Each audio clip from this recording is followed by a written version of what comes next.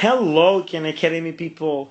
This is my second video, and on this short tutorial, I would like to talk about some pressure terminology. Some terms that we use when talking about pressure that we find a lot in physics, chemistry books. So yeah, let's start. Well, there are many terms that we sometimes find when talking about pressure. One is the absolute pressure. And we also find things like atmospheric pressure, which is also called barometric pressure. Okay. There's also the gauge pressure and the vacuum pressure. These are also terms we find when talking about pressure. Well, we all know the units. We know that the units are pascals, bars, atmospheres, pounds per square inch, torrs, and also inch of mercury. We all know that these are the units that we use when talking about pressure. So let's start talking about the first. Let's start with the absolute pressure. Okay, absolute.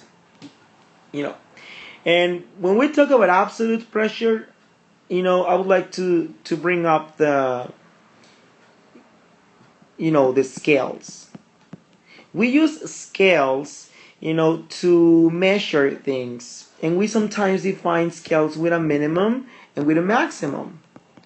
Let's say from 0 to 10, or from 1 to 14, for example, in the pH scale. Okay, so the scales tell us, they give us an idea of how strong something is.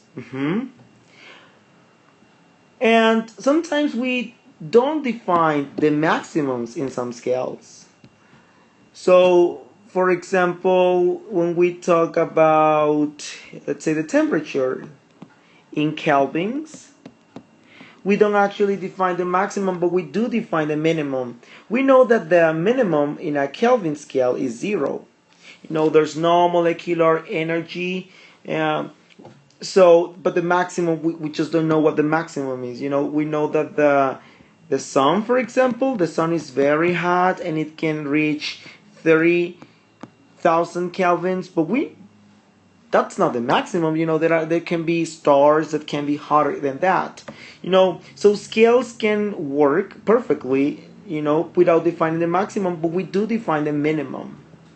Well, that's the same thing that happens when talking about pressure. Okay, when we talk about pressure, the absolute pressure, we define the minimum, which is 0, but we don't define the maximum. There are fluids that exert a lot of force, so there's a lot of pressure. But we do define the 0, which is the perfect vacuum. So that's the absolute pressure. The absolute pressure, we use it a lot in formulas and in tables. That's the P that you find in formulas and tables, when talking about perfect gases, for example. It's the absolute pressure is the most common, okay? It's the most common pressure used in in formulas and in tables, in the scientific texts in general, okay? So if they're so common, then why do we need the atmospheric pressure and the gauge or the vacuum pressure? Well, the gauge and the vacuum are the vacuum pressures are temperatures, that depend on the atmospheric pressure. So let's first talk about the atmospheric or barometric pressure. Well, we know that when we are, we all know there's like some mass of air above us, and the air is a fluid and it exerts some force on us, and that it's a pressure, right? And that's the atmospheric pressure, the pressure that the atmosphere itself exerts on us.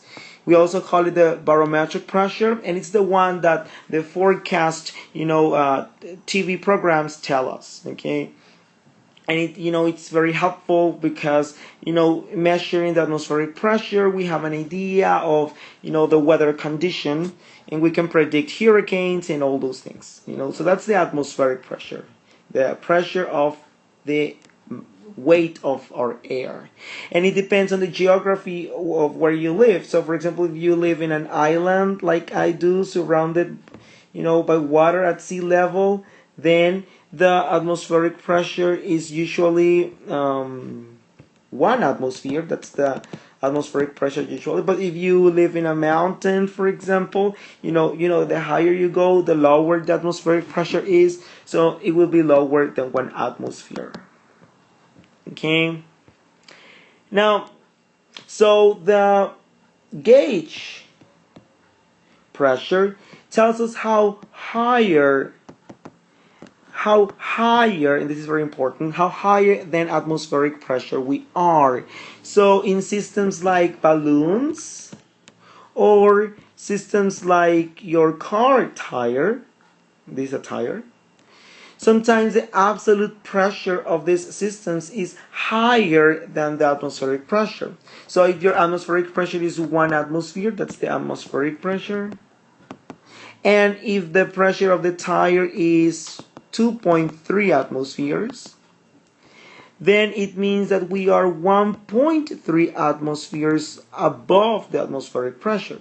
And that would be our gauge pressure, because the gauge pressure tells us how higher we are than atmospheric pressure. And the same thing, applies to the vacuum pressure. Okay, so the vacuum pressure tells us how lower we are than atmospheric pressure. So, maybe if this is a tank, and in this tank there are gases that are being consumed, then if they're being consumed, then the pressure inside is getting lower. So it's gonna be, it's gonna decrease, and it'll be lower than the pressure outside. So the pressure of the tank will be lower than the pressure of the atmosphere, which at sea level is 1 atmosphere. So let's say that the pressure of the tank is, the absolute pressure of the tank is 1.7 atmospheres. So how lower are we than the atmospheric pressure if atmospheric pressure is 1 atmosphere? Well, we are 0.3 atmospheres lower than the atmospheric pressure. So this is the vacuum pressure. The vacuum pressure is 0.3 atmospheres because it tells us how lower we are than the atmospheric pressure. So then we can define then the gauge pressure. The gauge pressure we already saw that it's the absolute pressure of the system minus the atmospheric pressure. And because the absolute pressure of the system is higher, this will be a positive number. So, and the vacuum pressure, it's the atmospheric pressure minus the absolute pressure of the system. And we already know that the atmospheric pressure in this case will be higher, so this will be also a positive number. So yeah, these are the differences. These are the differences of these among these terms. So the absolute pressure is the one we used in formulas and tables. The atmospheric or the barometric pressure is the one we see in weather forecasts, and the gauge and the vacuum are used when talking about systems. They are easier to measure, and we find it in things like tires, processes in industries. We measure these types of pressures. So I hope this cleared out a lot of the questions we had on pressure terminology. So thank you again, Khan Academy people, for giving me the opportunity to share with you what I most love doing, which is spreading the word of science. So see you.